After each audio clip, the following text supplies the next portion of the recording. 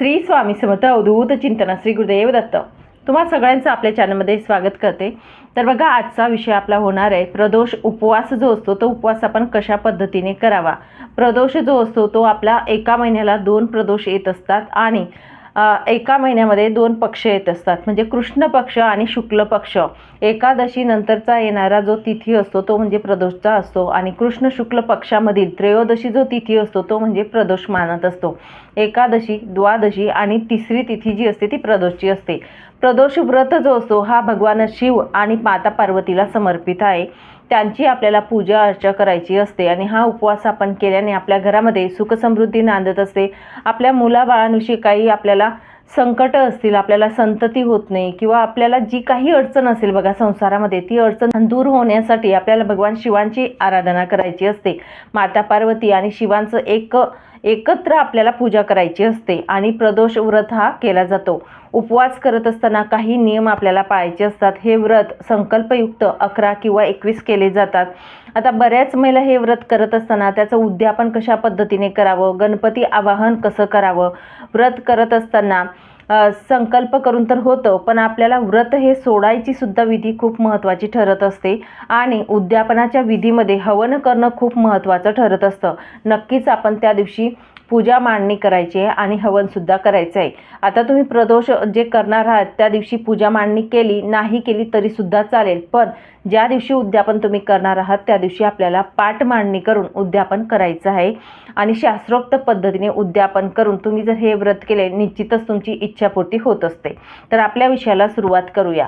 तर सर्वप्रथम तुम्हाला सांगेल, प्रदोष उपवास करत असताना तुम्ही केव्हाही सुरुवात करू शकतात। आता बघा, आषाढी एकादशी येणार आहे, आषाढी एकादशीच्या नंतर जो कोणता प्रदोष येणार आहे त्या दिवशी तुम्ही करू शकता। शनी प्रदोष हा मुलांसाठी केला जातो। भौम प्रदोष म्हणजे मंगळवारचा येणारा प्रदोष हा आपल्या जीवनातील अडचणींसाठी, म्हणजे प्रत्येक वारी येणारा प्रदोष जो असतो त्याचं महत्त्व वेगवेगळ्या पद्धतीने आपल्याला बघायला मिळतं।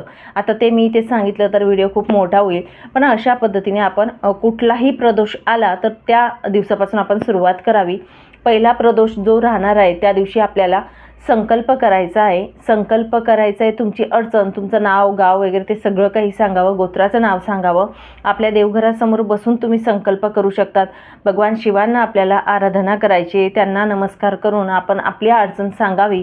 तुम्ही किती प्रदोष करणार आहे ते सुद्धा तिथे सांगावं। 11 प्रदोष, 21 प्रदोष या पद्धतीने तुम्ही तिथे सांगू शकतात आणि हा उपवास मी तुम्हाला समर्पित करत आहे, माझी अडचण दूर करा, माझ्यावरती कृपादृष्टी तुमची लाभू द्या, असं सांगून आपल्याला हा व्रत करायचा आहे। त्यानंतर तुम्हाला सांगेल, प्रदोष ज्या दिवशी तुम्ही उपवास करणार आहे त्या दिवशी महादेवाच्या मंदिरात नक्कीच आपण दर्शनाला जायचं आहे। दिवसभरामध्ये कधीही गेलात तरीसुद्धा चालेल। उपवास करत असताना तुम्हाला दिवसभरामध्ये ओम नमः शिवाय या मंत्राचा जप करायचा आहे। मनातल्या मनात भगवान शिवांची आराधना आपल्याला करायची आहे। आता हा उपवास आपण करत असताना उपवासाचे पदार्थ वगैरे कोणते खावे ते मी नंतर सांगते, पण सर्वप्रथम उपवास करत असताना त्या दिवशी आपल्याला संध्याकाळी, म्हणजेच काय, प्रदोष काळ जो असतो, संध्याकाळचा जो काळ असतो, तर संध्याकाळच्या काळामध्ये म्हणजे प्रदोष काळामध्ये सूर्यास्ता अगोदरचा 45 मिनिट आणि सूर्यास्तानंतरचा 45 मिनिट हा जो कालावधी असतो हा असतो प्रदोष काळ। या प्रदोष काळामध्ये आपल्याला भगवान शिवांची आराधना करायची आहे। आता भगवान शिवांची पूजा करत असताना आपण संध्याकाळी स्नान वगैरे करून घ्यायचं आहे। स्नान केल्यानंतर पांढरे वस्त्र परिधान करता आले, तुम्हाला शक्य झालं तर पांढरे वस्त्र जे असतं ते परिधान करावेत। भगवान शिवांची जी शिवपिंड असेल आपल्या देवघरामध्ये, तर शिवपिंडी आपल्याला तामणात घेऊन शिवपिंडीचा अभिषेक करायचा आहे। यथाशक्ती तुम्ही अभिषेक करा, पाण्याने, पंचामृताने, शक्य झालं तर पंचामृताने करा किंवा नुसता पाण्याने केला तरीसुद्धा चालेल। शिवमहिम्न म्हणून केला तरीही चालेल, रुद्र अध्याय पठण करून केला तरीही चालेल। नाही तुम्हाला शक्य झालं तर अगदी बघा, ओम नमः शिवाय या मंत्राचा 108 वेळा जप करून तुम्हाला महादेवाच्या पिंडीचा अभिषेक करायचा आहे आणि सुपारी स्वरूपात तुम्ही माता पार्वती, जोपर्यंत प्रदोष व्रत तुम्ही करत आहे तोपर्यंत सुपारी स्वरूपात किंवा तांदूळाची रास आपण करून महादेवांजवळ तुम्ही प्रदोष करणार आहे त्या दिवशी आपल्याला ठेवायची आहे, किंवा सुपारी ठेवा। आपले प्रदोष चालतात तोपर्यंत ती सुपारी आपल्या महादेवाच्या पिंडीजवळ आपण देवघरामध्ये ठेवू शकतो। या पद्धतीने सुपारी आणि महादेवची पिंड जी असते त्यांचा आपण अभिषेक करावा अभिषेक केल्यानंतर स्वच्छ असं पुसून घ्या. पाठ मांडणी जर करायची असेल संध्याकाळी, ज्या पद्धतीने आपण श्रावण सोमवारांना पाठ मांडतो छोटासा, त्या पद्धतीने करू शकतात. किंवा देवघरामध्ये सुद्धा तुम्ही मूर्ती जी पिंड असेल महादेवांची ती ठेवली तरी सुद्धा चालेल. यथाशक्ती आपल्याला त्या महादेवाच्या पिंडीचा अभिषेक केल्यानंतर पंचोपचार अशी पूजा करायची आहे. आता पंचोपचार पूजा त्यामध्ये बघा काय काय येत असतं. तर आपल्याला महादेवाच्या पिंडीला भस्म व्हायचं आहे, सफेद चंदन व्हाईट चंदन असेल ते व्हायचं आहे, पांढरी फुलं जे असतात ते आपण वाहू शकतो. त्यानंतर तुम्हाला सांगेल माता पार्वतीला हळदी कुंकू व्हायचं आहे. महादेवाच्या पिंडीला नाही तर माता पार्वतीची जी सुपारी स्वरूपात असेल तिला आपण हळदी कुंकू व्हायचं आहे. या पद्धतीने आपण अर्पण करायचे आहेत. तसेच तुम्हाला सांगेल बेलपान असेल तर बेलपान आपण वाहू शकतो, शमीचे पान असेल ते वाहू शकतो, धोत्र्याची फुलं, धोत्र्याचं फळ जे असेल ते आपण महादेवांना अर्पण करू शकतो. या पद्धतीने आपण अर्पण करावे. आता इथे आपल्याला गोडाचा नैवेद्य दाखवायचा आहे. त्यामध्ये खिरीचा नैवेद्याला खूप महत्त्व दिलं जातं, म्हणून खिरीचा नैवेद्य तुम्ही दाखवू शकतात. गोड पदार्थ आपण बनवून तिथे नैवेद्य दाखवायचा आहे आणि त्यानंतर आपल्याला उपवास सोडायचा आहे. या पद्धतीने आपला उपवास हा कालावधी अशा पद्धतीने चालेल. आता जे अर्पण केलेलं साहित्य असतं आपण महादेवाच्या पिंडीला, ते दुसऱ्या दिवशी आपण उचलून घ्यायचं आहे, ते निर्माल्यात आपण टाकू शकतो. या पद्धतीने करा. जो नैवेद्याचा ताट असेल तो आपण उपवास सोडण्यासाठी घेऊ शकतो. या पद्धतीने आपला उपवास, प्रदोषचा उपवास हा होत असतो. या पद्धतीने तुम्हाला बघा आराधना करत असताना तुम्हाला सांगेल, जर तुम्हाला प्रदोष जे असतात त्याची कथासुद्धा मिळत असते. तर कथा जर मिळाली तुम्हाला, गुगलला सर्च करा किंवा पुस्तकं असतात, देवांची पुस्तकं येत असतात बघा पूजा साहित्य भांडारमध्ये, तिथे जर तुम्हाला मिळाले तर नक्कीच कथा असेल प्रदोषची तर ती कथासुद्धा तुम्ही पठण करू शकतात. मिळाली तर नक्की पठण करा, नाही मिळाली तर राहू द्या, काही हरकत नाही. तुम्ही नामस्मरण केलं तरीही चालेल. त्यानंतर आपल्याला आरतीसुद्धा करायची असते. मात्र पूजा झाल्या सगळं केल्यानंतर, तर आपल्याला पूजा वगैरे सगळं केल्यानंतर आरतीसुद्धा त्यावेळी करायची आहे. आरती करत असताना तुपाचा निरंजन आपण प्रज्वलित करावं. आरती केल्यानंतर कर्पूर आरतीसुद्धा करायची, म्हणजे आरती संपल्यानंतर कापूरची आरतीसुद्धा तुम्ही करू शकतात. या पद्धतीने आपल्याला आरती करायची आहे. अशा पद्धतीने तुम्हाला 11 किंवा 21 प्रदोष जे असतात ते करायचे असतात. आता हे व्रत करत असताना, ह्या व्रताचा विधी करत असताना किंवा हे आपले व्रत चालू असताना आपल्याला नियम कोणते कोणते पाळायचे असतात बघा. तर हे व्रत करत असताना तुम्हाला सांगेल, हे व्रत करत असताना आपण मांसाहार टाळावा. जे व्यक्ती व्रत करत आहेत त्या व्यक्तींनी मांसाहार टाळायचा आहे. तुमचे प्रदोषचे व्रत पूर्ण होतात तोपर्यंत संकल्पयुक्त जर तुम्ही करत आहे तर तुम्हाला मांसाहार करायचा नाही. त्यानंतर दुसरं म्हणजे परान्न घ्यायचं नाही. आणि अजून सांगेल, महादेवांना आपण अर्पण करत असताना तुळशीचं पान हे वर्ज्य असतं, हा नियमसुद्धा पाळावा. हळदी कुंकू हे महादेवांना अर्पण करायचं नाही. त्याच पद्धतीने अजून तुम्हाला सांगेल बघा, केतकीचं फूल असतं ते सुद्धा महादेवांना अर्पण करायचं नाही. आणि महत्त्वाचा नियम म्हणजे बेलाची पानं जे आपण अर्पण करत असतो, तर बेलाची पानं अर्पण करत असताना तुटलेलं ते पान नसावं, स्वच्छ असं असावं. एक जरी असेल तरी सुद्धा चालेल, पण एकच पान अर्पण करा. पण तुटलेलं पान जे असतं ते महादेवांना अर्पण करू नका. छिद्र असतात किंवा घाण असते ते पानं अर्पण करू नका. तुमच्या सेवेला काही एक अर्थ मिळणार नाही. म्हणून नसेल तर नका अर्पण करू, पण असलं तर व्यवस्थित पद्धतीत असेल तसंच पान आपण महादेवांना अर्पण करायचं आहे. बेलाच्या झाडाचा जो गुळगुळीत भाग असतो बघा, तो महादेवाच्या पिंडीला टच होईल, म्हणजे स्पर्श होईल, अशा पद्धतीने आपल्याला ते अर्पण करायचं असतं. या पद्धतीने हे नियम आपण पाळू शकतो. आता शेवटचं आणि म्हणजेच महत्त्वाचं काय तर बघा, आपल्याला जो काही या उपवास केल्यानंतर उद्यापनाचा विधी असतो तो कशा पद्धतीने करावा, कारण उद्यापनाला खूप महत्त्व दिलं गेलेलं आहे.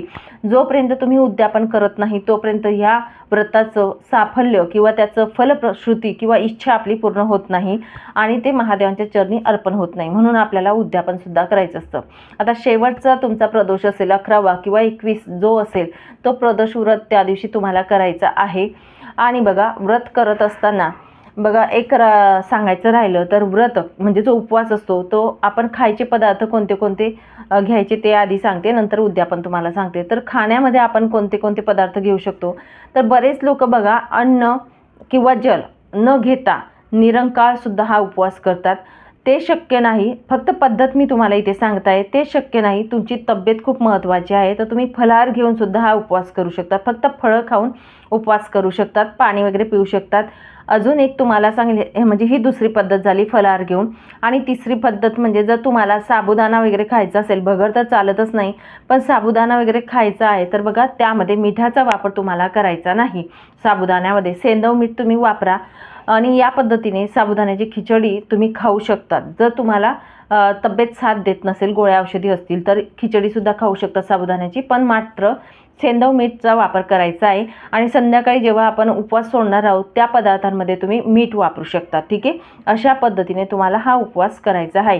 कांदा लसूण वर्ज्य करावं उपवास सोडताना, हे सांगायचं विसरलं म्हणून आता अवश्य हा पण खूप मोठा नियम आहे. म्हणून कांदा लसूण हा वर्ज्य करायचा आहे संध्याकाळच्या जेवणामध्ये. भाजी चपाती जे काही असेल ते तुम्ही खाऊन, गोडाचा पदार्थ खीर सांगितला तशा पद्धतीने आपण नैवेद्य बनवून तो खाऊ शकतो. ठीक आहे, अशा पद्धतीने करा. आता उद्यापन बघा, उद्यापन करतो त्या दिवशी आपल्याला सकाळी प्रदोष आपला उपवास राहणार आहे, तर सकाळी सर्वप्रथम देवपूजा केल्यानंतर आपल्याला सकाळी संकल्प करायचा आहे. आता जे उपवास आपण करत असतो त्याचा संकल्प वेगळा, मात्र उद्यापन करतो त्याचा सुद्धा संकल्प आपल्याला करायचा असतो. तर सर्वप्रथम आपल्याला सकाळी उद्यापनाचा संकल्प करायचा आहे. तुमचं नाव गोत्र घ्यायचं, तुम्ही उद्यापन करत आहात ते सुद्धा सांगावं. तिथे भगवान शिवांना आपण सांगायचं आहे की हे ईश्वरा, मी तुमचे जे काही प्रदोष व्रत करत आहे त्याचा आज उद्यापन आहे आणि त्या व्रताचं उद्यापन निर्विघ्नपणे पार करून घ्या. या पद्धतीने करा. गणपती बाप्पा आपल्या देवघरामध्ये असतात, त्यांना सुद्धा नमस्कार करावा आणि त्यांना सांगावं की माझी जी पूजा आजची आहे ती निर्विघ्नपणे पार करून घ्या, माझे जे व्रत आहे ते संपूर्ण करून घ्या. या पद्धतीने आपण नमस्कार करावा गणपती बाप्पांना. त्यानंतर बघा आपण पूजा मांडणी त्या दिवशी करायची आहे. आता ही पूजा मांडणी जी मी तुम्हाला सांगत आहे ती दर प्रदोषला करावी का, तर नाही केली तरी सुद्धा चालेल. देवघरासमोर बसून तुम्ही पूजा करू शकतात, मात्र उद्यापनाच्या दिवशी तुम्हाला पूजा मांडायची आहे. आता ही पूजा सकाळी मांडणी करून ठेवली तरी चालेल, संध्याकाळी केली तरी सुद्धा चालेल, तुमच्या वेळेनुसार तुम्ही करा. तर पूजा मांडणी करत असताना सत्यनारायणची ज्या पद्धतीने आपण पूजा मांडत असतो त्या पद्धतीने मंडप तयार करायचा आहे. म्हणजे चौरंग किंवा पाडग्या चारी बाजूंनी केळीचे खांब आपण उभे करा आणि मंडप पद्धतीने एक पाटाला करायचं आहे. पांढरं वस्त्र तिथे टाकावं, त्यावरती आपल्याला भगवान शिवांची जी पिंड स्वरूपात आपल्या घरात असते ती पिंड आपण ठेवायची. सुपारी आपण जी पूजा करत असतो माता पार्वतीची, ती सुपारीसुद्धा तिथे आपण ठेवायची आहे. तुमच्या घरात जर महादेवांचा आणि माता पार्वतीचा कुटुंबासकट एखाद्या घरात फोटो असतो बघा, तो फोटोसुद्धा आपण पूजेला ठेवू शकतो. ठेवतच नाही बरेच लोक, पण तुम्ही ठेवत असणार असेल तुमच्या घरात तर तुम्ही ठेवू शकतात. या पद्धतीने करा. आणि यथाशक्ती आपण ती पूजा मांडणी करून झाल्यानंतर सकाळीसुद्धा आपण पूजा करावी. तिथे दिवा प्रज्वलित करावा की दिवसभर आपला दिवा जो असतो तो प्रज्वलित राहील अशा पद्धतीने आपण ठेवावा. तुपाचा तेलाचा दिवा प्रज्वलित करावा. सकाळी आरती वगैरे करावी. त्यानंतर आपल्याला हवन जो असतो तो करायचा असतो. छोटासा अगदी हवन करायचं आहे. हवन करत असताना आपण बघा 4 वाजता 3 वाजता या पद्धतीने करा. म्हणजे संध्याकाळी उद्यापन असतं आपलं तर दुपारी आपण करून घेतला तरी सुद्धा चालेल. हवन करत असताना गाईची गौरी मिळते बघा, तर ती गौरी आपल्याला घ्यायची आहे. त्यावरती तूप आणि कापूर टाकून आपल्याला प्रज्वलित करायचं आहे. समिधा आपण घेऊ शकतात. समिधा म्हणजे बघा पिंपळ वड जे वृक्ष असतात, आंबा यांचे काड्या जे असतात त्यांना समिधा म्हणतात. विकतसुद्धा मिळतात, त्या तुम्ही आणून घ्या. आणि त्या आणल्यानंतर आपल्याला प्रज्वलित करायचं आहे हवन प्रज्वलित करून झाल्यानंतर आपलं मुख जसं आपण देवघरासमोर किंवा जी पूजा मांडतो तिथे समोरच हवन करायचं आहे. हवन करत असताना आपल्याला आहुती द्यायची आहे. तर आहुती देत असताना तूप आणि त्यामध्ये काळे तीळ आपल्याला घ्यायचे आहेत आणि थोडी खीरसुद्धा आपल्याला लागणार आहे. शेवटी खिरीचा आहुती नंतर शेवटी लास्टला द्यायची. तर सुरुवातीला आपल्याला तूप आणि काळे तीळ थोडे टाकून तिथे सर्वप्रथम आपल्याला गणपती बाप्पाची तुपाने आहुती द्यायची आहे आणि गणपती बाप्पांना स्मरण करायचं आहे. 11 वेळा ओम गणपते नमः स्वाहा असं म्हणून आपल्याला 11 वेळा गणपती बाप्पांना आराधना करायची. अग्निदेवतांना नमस्कार करावा. हवन असेल त्यांची सुद्धा पूजा वगैरे आधी करून घ्या आणि नंतर अग्निदेवतांना पण आपण सांगावं की माझ्या घरात हवनासाठी या, त्यांची आराधना करावी आणि गणपती बाप्पांना पण सांगावं आणि तिथे आहुती द्यावी. त्यावेळी आपण कुलदेवीचं नावसुद्धा आपण तिथे घेऊ शकतो. त्यांना स्मरण करावं, पाया पडावं, नंतर आपल्या हवनाला सुरुवात करावी. तर गणपती बाप्पांची पूजा झाल्यानंतर म्हणजे आगमन त्यांना बोलवल्यानंतर आपण तिथे आता भगवान शंकरांची पूजा करायची. म्हणजेच काय, ओम नमः शिवाय हा मंत्र म्हणून आपल्याला 108 वेळा आहुती द्यायची. तूप आणि तिळाची, तीळ एकत्र करून जे तूप असतं त्याचं ओम नमः शिवाय स्वाहा म्हणावं आणि आहुती द्यायची. या पद्धतीने 108 वेळा आपण मंत्र म्हणू शकतो. त्यानंतर तुपाची आहुती देऊन झाल्यानंतर आपल्याला तिथे ओम नमः शिवाय म्हणूनच 11 वेळा किंवा शेवटचे 5 वेळा जर तुमचं बाकी असेल किंवा शेवटचे 11 वेळा बाकी असतील तर खिरीचं सुद्धा आहुती तुम्ही तिथे देऊ शकतात। या पद्धतीने आहुती द्यायची। खिरीची आवश्यक म्हणजे तिथे अन्न जे असतं भगवान शिवांना आपण घास देतो म्हणून त्या पद्धतीने करावा। हवन झाल्यानंतर आपल्याला संध्याकाळी उद्यापन करायचं असतं। आता उद्यापन करत असताना बघा, आपल्या घरात गोडाचा प्रसाद बनवावा। खीर पुरी या पद्धतीने करा। स्वयंपाक जो असतो तो उद्यापनाचा, भाजी 1 भाजी 2 भाजी तुम्हाला जी पटेल ती भाजी करा। त्यामध्ये फक्त कांदा लसूण वापरायचा नाही, हा नियम पाळावा। संध्याकाळी आपण जी महादेवाची पिंड असते त्या महादेवाच्या पिंडीचा ज्या पद्धतीने प्रदोष व्रताला आपण पूजा करत होतो आत्तापर्यंत, तशा पद्धतीने महादेवाच्या पिंडीची परत अभिषेक वगैरे संध्याकाळी करावा। अभिषेक करून यथाशक्ती ज्या पद्धतीने प्रदोषाचा पूजा आपण करतो त्या पद्धतीने चंदन, पांढरी फुलं या पद्धतीने व्हायची माता पार्वतीला। हे सगळी पूजा आपण करायची आहे। संध्याकाळी परत आपण ब्राह्मण जोडपं जेवू घालू शकतात। त्या दिवशी ब्राह्मण जोडप्यांना तुम्ही जेवायला सांगा उद्यापनासाठी, किंवा तुम्हाला ब्राह्मण जोडपं नाहीच मिळालं, ताई येत नाही किंवा मिळत नाही, तर बघा शिदा जो असतो तो आपण ब्राह्मण बाबांना देऊ शकतो। ठीक आहे, कोरडा शिदा काढून ठेवा, तो ब्राह्मण बाबांना आपण देऊ शकतो। मंदिरात असतील तर त्यांना द्या। आणि मात्र ब्राह्मण जोडप्यांना आपण जेव्हा देत असतो तर जोडपं म्हणजे काय, तर स्त्री असते तिची ओटीसुद्धा आपण काढायची आहे। म्हणजे ब्राह्मण बाबांना देताना शिदा तर द्यायचाच आहे कोरडा। जे 2 लोक जेवतील एवढे पदार्थ आपण त्यांना शिदामध्ये गोड वस्तूंचा शिदा द्यायचा आहे। त्यासोबत ओटीसुद्धा आपण तिथे देऊ शकतो। साडी, चोळी, नारळ, खण, हळदी, कुंकू जे असतं ती ओटीसुद्धा आपल्याला तिथे अर्पण करायची, म्हणजे द्यायची ब्राह्मण बाबांना। हे करत असताना आपण ब्राह्मणांना जी शिदा देतो त्यामध्ये आपण बघा आपल्या इच्छेनुसार त्यांना धोती जोडा जो असतो तो देऊ शकतो, किंवा हातरुमाल तरी पांढरा 1 द्यावा। या पद्धतीने करा। छत्री, चप्पल जे यथाशक्ती तुमच्या इच्छेनुसार तुम्ही तिथे देऊ शकतात। या पद्धतीने त्यांना दान स्वरूपात ब्राह्मण बाबांना तुम्ही देऊ शकतात आणि एक सुवासिनीची ओटी देऊ शकतात। ही अशा पद्धतीने तुम्ही उद्यापनाचं जे असतं ते तिथे देऊ शकतात। त्यानंतर तुम्हाला सांगेल, तुमच्या इथे जर शिवमंदिर असेल, तिथे जर ब्राह्मण असतील, भटजी बाबा असतील, त्यांना विचारा। त्यांना सांगायचं की मी 16 त्यांना सांगायचं की मी व्रत केलेले आहे, प्रदोष व्रत, त्याचं उद्यापन मला मंदिरात करायचं आहे। जर त्यांनी हो म्हटलं तर मंदिरात हवन करून त्यांना दानधर्म करून या पद्धतीने मंदिरात सुद्धा तुम्ही तिथे उद्यापन करू शकतात। नाही शक्य झालं तर आपल्या घरात अशा पद्धतीने तुम्ही करू शकतात। ब्राह्मण बाबांना तुम्ही प्रदोष जे व्रत असतात त्याविषयी संकल्प सोडून त्यांना दानधर्म करू शकतात। आणि संध्याकाळी गोडाचा नैवेद्य जे काही आपण बनवत असतो तो नैवेद्य आपण तिथे दाखवायचा आहे आणि पूजा मांडणीच्या समोर। त्यानंतर कर्पूर आरती अवश्य आपल्याला करायची आहे। ही सगळी पूजा झाल्यानंतर, आरती वगैरे झाल्यानंतर बघा भगवान शिवांच्या जी पूजा आपण मांडलेली असते त्या पूजेच्या समोर हात जोडून आपण बसायचं आहे। बसल्यानंतर तिथे आपण भगवान शिवांना आराधना करायची। तुमची जी इच्छा आहे ती तिथे त्यांना सांगायची की या इच्छासाठी किंवा ही इच्छा पूर्ण होण्यासाठी मी तुमचे प्रदोष व्रत केलेले आहेत। ही जी सेवा आहे ती माझी तुमच्या चरणी अर्पण करते। माझ्याकडून काही चूक झाली असेल, पूजेमध्ये चूक झाली असेल किंवा व्रतामध्ये चूक झाली असेल तर मला क्षमा करा। या तुमच्या मनात जो भाव असेल त्या भाव स्वरूपात तुम्ही तिथे क्षमा मागायची आहे। या पद्धतीने तुम्हाला प्रदोष व्रत करायचे आहेत।